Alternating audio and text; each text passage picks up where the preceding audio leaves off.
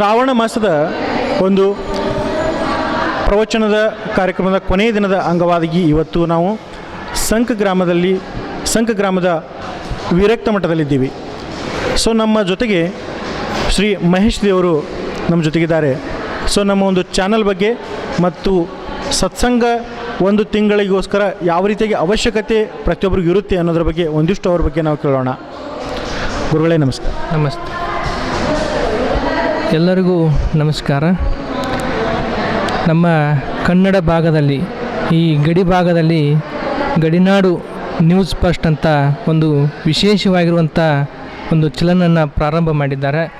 ನಮ್ಮ ಈ ಜತ್ ತಾಲೂಕಿನ ಪೂರ್ವ ಭಾಗದಲ್ಲಿ 64 ಹಳ್ಳಿಗಳು ಏನು ಬರ್ತಾವಲ್ಲ, ಆ 64 ಹಳ್ಳಿಗಳಲ್ಲಿ 180ರಷ್ಟು ನಮ್ಮ ಕನ್ನಡಿಗರ ಇದ್ದಾರೆ ಅಂತ ನಾವು ತಿಳ್ಕೊಬೇಕಾಗ್ತದೆ.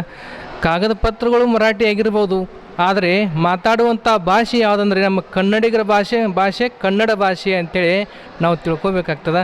ಅದಕ್ಕಾಗಿ ಎಲ್ಲ ಕನ್ನಡಿಗರಿಗೆ ಅನುಕೂಲ ಆಗಲಿ ಅಂತ ತಿಳ್ಕೊಂಡು ಇದೊಂದು ಚಲನನ್ನು ಹೊಸದಾಗಿ ಪ್ರಾರಂಭ ಮಾಡಿದ್ದಾರೆ. ಅದಕ್ಕಾಗಿ ಎಲ್ಲ ಕನ್ನಡಿಗರಾಗಲಿ ಎಲ್ಲರೂ ಕೂಡ ಕನ್ನಡ ಮನಸ್ಸು ಉಳ್ಳವರಾಗಲಿ ಈ ಚಲನನ್ನು ಸಬ್ಸ್ಕ್ರೈಬ್ ಮಾಡಬೇಕು. ಆದಷ್ಟು ಹೆಚ್ಚಿನ ಸಂಖ್ಯೆಗೆ ಈ ಸಬ್ಸ್ಕ್ರೈಬನ್ನು ಮಾಡಿ ಎಲ್ಲರೂ ಕೂಡ ಇದು ಚಲನ ಮುಟ್ಟಿಸುವಂಥ ಕೆಲಸವನ್ನು ತಾವೆಲ್ಲರೂ ಕೂಡ ಮಾಡಬೇಕಾಗ್ತದೆ. ಕನ್ನಡದ ವಿಷಯಗಳು, ಕನ್ನಡದ ಬಗ್ಗೆ ಹೋರಾಟಗಳು, ಕನ್ನಡದ ಶಾಲೆಗಳ ಬಗ್ಗೆ ಆಗಲಿ, ನಮ್ಮ ಈ ಪೂರ್ವ ಭಾಗದಲ್ಲಿ ನೀರಿನ ಕುರಿತು ಚರ್ಚೆಗಳಾಗಲಿ ಎಲ್ಲವೂ ಕೂಡ ನಮ್ಮ ಕನ್ನಡದ ಭಾಷೆ ಮುಖಾಂತರ ನಮ್ಮ ರೈತರಿಗೆ, ಸಮಾಜದ ಭಕ್ತರಿಗೆ ತಿಳಿಯುವಂಥ ಕೆಲಸವನ್ನು ಈ ಚಲನ ಮಾಡ್ತಾ ಇದ್ದೆ. ಅದಕ್ಕಾಗಿ ಈ ಚಲನ ಇದೇ ರೀತಿಯಾಗಿ ಮುಂದುವರಲಿ ಅನ್ನುವಂಥ ಮಾತನ್ನು ನಾವು ಈ ಸಂದರ್ಭದಲ್ಲಿ ಹೇಳೋಕ್ಕೆ ಇಚ್ಛೆ ಪಡ್ತೀವಿ. ಗುರುಗಳು ತುಂಬ ಒಳ್ಳೆಯ ಮಾತುಗಳನ್ನು ನಮ್ಮ ಚಾನಲ್ ಬಗ್ಗೆ ಆಡಿದ್ದಕ್ಕೆ ಧನ್ಯವಾದಗಳು. ಗುರುಗಳೇ, ನಾವು ಒಂದು ವಿಷಯವನ್ನು ತಮ್ಮ ಮಾತಿನಿಂದ ಕೇಳೋಕ್ಕೆ ಇಷ್ಟಪಡ್ತೀವಿ. ಶ್ರಾವಣ ಮಾಸದಲ್ಲಿ ತಾವು 1 ತಿಂಗಳವರೆಗೆ ಈ ಒಂದು ಸತ್ಸಂಗ ಕಾರ್ಯಕ್ರಮವನ್ನು ನಡೆಸಿದ್ರಿ. ಇಲ್ಲಿ ಸಾಕಷ್ಟು ಚಿಕ್ಕವರಿಂದ ಹಿಡಿದು ದೊಡ್ಡವರ ತನಕ ಆಗಮಿಸಿದ್ರು. ಸೊ ಇವತ್ತು ಕೊನೆಯ ದಿನ, ಇವತ್ತು ಮುಕ್ತಾಯ ಮಾಡಿದ್ರಿ. ಸೊ ಒಬ್ಬ ಮನುಷ್ಯನಿಗೆ ಸತ್ಸಂಗ ಅನ್ನೋದು ಎಷ್ಟು ಮುಖ್ಯ ಅಂತ ಹೇಳೋಕ್ಕೆ ಇಷ್ಟಪಡ್ತೀರ? ಮನುಷ್ಯನಿಗೆ ಸತ್ಸಂಗ ಅಂದರೆ ತನ್ನ ಜೀವನವನ್ನು ಯಾವ ರೀತಿ ನಡೆಸಬೇಕು ಅನ್ನುವಂಥ ತಿಳಿಸಿಕೊಡುವುದೇ ಸತ್ಸಂಗ ಕಾರ್ಯಕ್ರಮ ಅಂಥೇಳಿ ನಾವು ತಿಳ್ಕೊಬೇಕಾಗ್ತದೆ. ಬಸವಾದಿ ಶಿವಶರಣರು ಕಾಯಕ ದಾಸೋಹ ಪ್ರಸಾದದ ಮೂಲಕ ಸತ್ಸಂಗ ಪುರಾಣ ಪ್ರವಚನ ಶ್ರವಣವನ್ನು ಮಾಡಬೇಕಂತ ಹೇಳ್ತಾರೆ. ಅದಕ್ಕಾಗಿ ವಿಶೇಷವಾಗಿ 12 ತಿಂಗಳಲ್ಲಿ ಶ್ರಾವಣ ಮಾಸ ಅಂಥೇಳಿ ವಿಶೇಷವಾಗಿರುವಂಥ ಮಾಸ. ಈ ಶ್ರಾವಣ ಮಾಸದಲ್ಲಿ ಏನು ಕೇಳಬೇಕಾಗಿತ್ತಂದರೆ ಶ್ರವಣವನ್ನು ಮಾಡೋದು, ಮಹಾತ್ಮರು ಹೇಳಿರುವಂಥ ತತ್ವಗಳನ್ನು, ವಚನಗಳನ್ನು, ಶಿವಶರಣರು ನುಡಿದಿರುವಂಥ ವಚನಗಳನ್ನು ತಿಳ್ಕೊಂಡು ತಮ್ಮ ಜೀವನವನ್ನು ನಡೆಸಿದರೆ ಜೀವನದಲ್ಲಿ ಯಾವ ತೊಂದರೆಗಳು ಕೂಡ ಬರೋದಿಲ್ಲ ಅನ್ನೋದನ್ನು ನಾವು ತಿಳ್ಕೊಬೇಕಾಗಿತ್ತಂದರೆ ಅದು ವಚನಗಳ ಮೂಲಕ, ಮಹಾತ್ಮರ ಶರಣರ ವಾಣಿಯ ಮೂಲಕ ಅಂತೇಳಿ ನಾವು ತಿಳ್ಕೊಬೇಕಾಗ್ತದೆ. ಶ್ರವಣ ಅಂದರೆ ಕೇಳೋದು. ಏನು ಕೇಳೋದು ಅಂದರೆ ಸುಮ್ಮನೆ ಎಂಥ ಮಾತಾದರೂ ಕೇಳಬಾರ್ದು.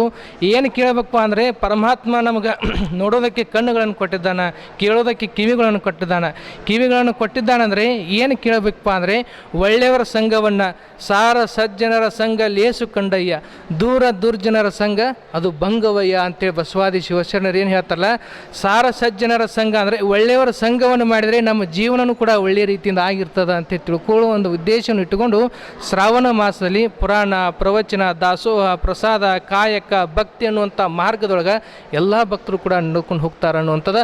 ಅದು ಮಠಮಾನ್ಯಗಳಲ್ಲಿ, ದೇವಸ್ಥಾನದಲ್ಲಿ ಆಗಲಿ ಎಲ್ಲ ಮಠಮಾನ್ಯೊಳಗೆ ಪುರಾಣ ಪ್ರವಚನದ ಕಾರ್ಯಕ್ರಮವನ್ನು ನೆರವೇರಿಸ್ಕೊಂಡು ನಮ್ಮ ಹಿಂದಿನ ಕಾಲದಿಂದಲೂ ಇದನ್ನು ಕಾರ್ಯಕ್ರಮ ಮಾಡ್ಕೊತ ಬಂದಿದ್ದಾರೆ ಅಂತ ನಾವು ತಿಳ್ಕೊಬೇಕಾಗ್ತದೆ.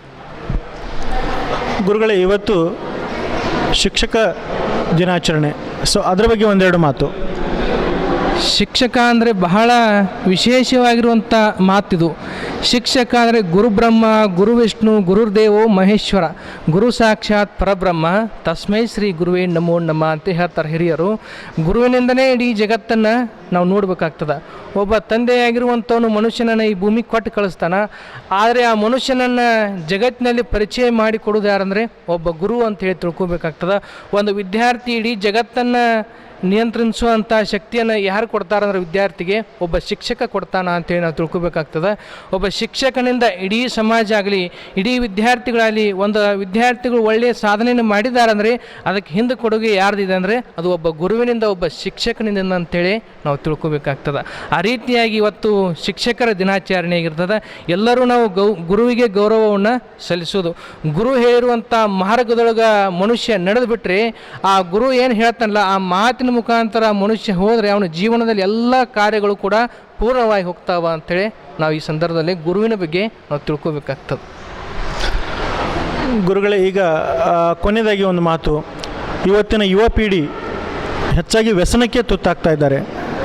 ಅಂದರೆ ತಂದೆ ತಾಯಿ ಎಷ್ಟೋ ಕಷ್ಟಪಟ್ಟು ಶಾಲೆಗಳಿಗೆ ಕಳಿಸ್ತಾ ಇದ್ದಾರೆ ಮತ್ತು ಇವತ್ತು ಮೊಬೈಲ್ ಯುಗ, ಸೊ ಅದಕ್ಕೆ ಜಾಸ್ತಿ ಅಡಾಪ್ಟ್ ಆಗ್ತಾ ಇದ್ದಾರೆ ಅಂತ ಭಾಸವಾಗ್ತಾ ಇದೆ ಒಂದು ಕಡೆ. ನಿಮ್ಮ ಒಂದು ವತಿಯಿಂದ ನೀವೊಬ್ಬ ಗುರುಗಳಾಗಿ ಸೊ ಯುವ ಪೀಳಿಗೆ ಏನು ಮೆಸೇಜ್ ಹೇಳ್ತೀರಾ? ಈಗಿನ ಯುವಕರಿಗೆ ತಿಳಿಸೋದೇನೆಂದರೆ, ನಮ್ಮ ಮನೆಯಲ್ಲಿರುವಂಥ ತಂದೆ ತಾಯಿಗಳು ಹಿರಿಯರು ಏನು ಮಾಡಬೇಕಾಗಿತ್ತಾರೆ, ನಮ್ಮ ಮಕ್ಕಳಲ್ಲಿ ಯುವಕರಲ್ಲಿ ಮೊಬೈಲ್ ಕೊಡುವಂಥದ್ದು ಸ್ವಲ್ಪ ಕಡಿಮೆ ಮಾಡಬೇಕಾಗ್ತದೆ. ಯಾಕಂದರೆ ನಮ್ಮ ಹಿರಿಯರು ಏನು ಮಾಡ್ತಾ ಇದ್ದಾರೆ ಅಂದರೆ ಮೊಬೈಲನ್ನು ಮಕ್ಕಳ ಕೈಯಲ್ಲಿ ಕೊಟ್ಟು ಅವರು ತಮ್ಮ ಕೆಲಸವನ್ನು ಮಾಡ್ತಾ ಇದ್ದಾರೆ. ಅದಕ್ಕಾಗಿ ಹಿರಿಯರು ಏನು ಮಾಡಬೇಕಾಗ್ತದೆ ಅಂದರೆ ತಂದೆ ತಾಯಿಗಳು ಮಕ್ಕಳ ಕೈಯಾಗಿ ಮೊಬೈಲನ್ನು ಸ್ವಲ್ಪ ಬಳಸೋದು ಕಡಿಮೆ ಮಾಡ್ಬೇಕು. ಮೊಬೈಲ್ ಅಂದರೆ ಒಳ್ಳೆಯದಕ್ಕೂ ಬರ್ತದೆ, ಕೆಟ್ಟದಕ್ಕೂ ಬರ್ತದೆ.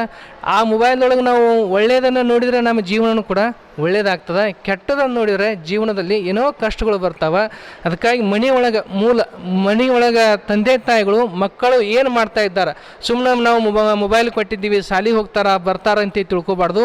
ಶಾಲೆಯೊಳಗೆ ಶಿಕ್ಷಕರಿಗೆ ಕೇಳ್ಕೋಬೇಕು, ನಾವು ಏನು ಕೇಳ್ಕೋಬೇಕು, ನಮ್ಮ ಮಗ ಕಲಿತಾನ ಇದ್ದಾನೋ ಇಲ್ಲೋ, ನಮ್ಮ ಮಗ ಯಾವ ರೀತಿ ನಾನು ಜೀವನ ನಡೆಸ್ಯಾನ, ಯಾವ ರೀತಿ ಶಿಕ್ಷಣ ಕಲಿಯಾಕತ್ತಾನಂತೆ ಮೂಲವಾಗಿ ತಂದೆ ತಾಯಿಗಳು ಮಕ್ಕಳ ಕಡೆ ಲಕ್ಷ್ಯ ಇಟ್ಟರಂದರೆ ಈ ಮೊಬೈಲ್ದಿಂದ ನಾವು ಸ್ವಲ್ಪ ಕಡಿಮೆ ಆಗ್ಬೋದು ಅಂತ ನಾವು ತಿಳ್ಕೊಬೇಕಾಗ್ತದೆ.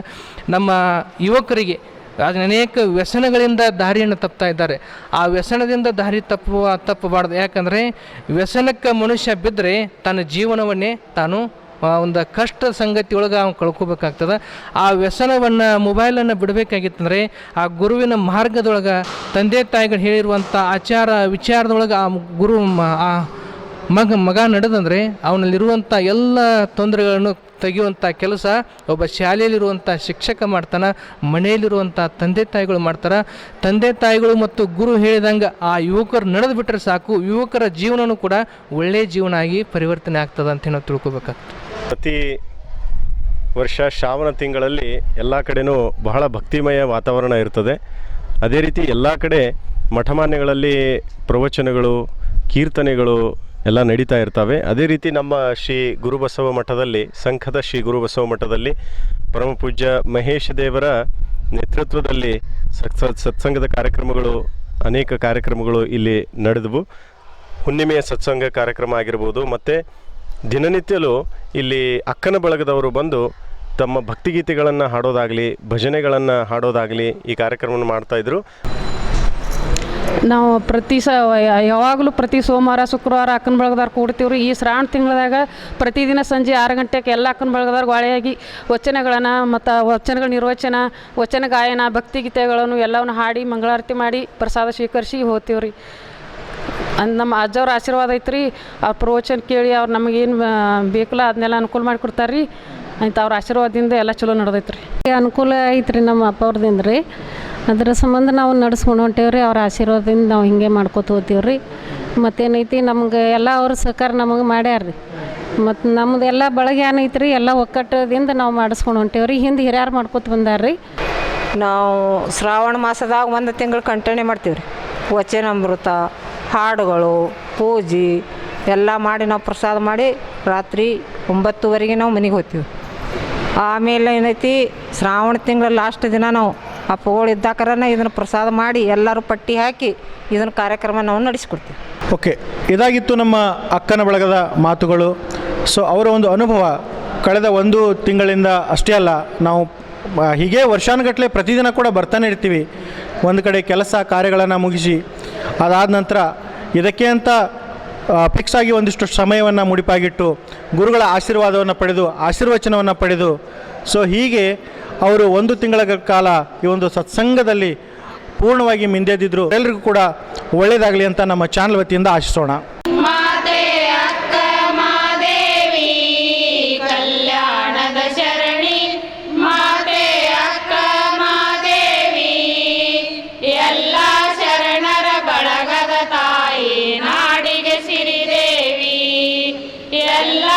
ಶರಣರ ಬಳಗದ ತಾಯಿ ನಾಡಿಗೆ ಸಿರಿದೇವಿ ಸುಮತಿ ನಿರ್ಮಲರ ಒಗಡೆ ಶಿವಭಕ್ತರ ಮನೆಗೆ ಸುಮತಿ ನಿರ್ಮಲರ ಉಡುತಡೆ ಶಿವಭಕ್ತರ ಮನೆಗೆ ಮನೆ ಮನ ಬೆಳಗುವ ಕೀರ್ತಿಯ ತಂದೆ ಮಲ್ಲಿಗೆ ಹೂ ಮುಡಿಗೆ ಮನೆ ಮನ ಬೆಳಗುವ ಕೀರ್ತಿಯ ತಂದೆ ಮಲ್ಲಿಗೆ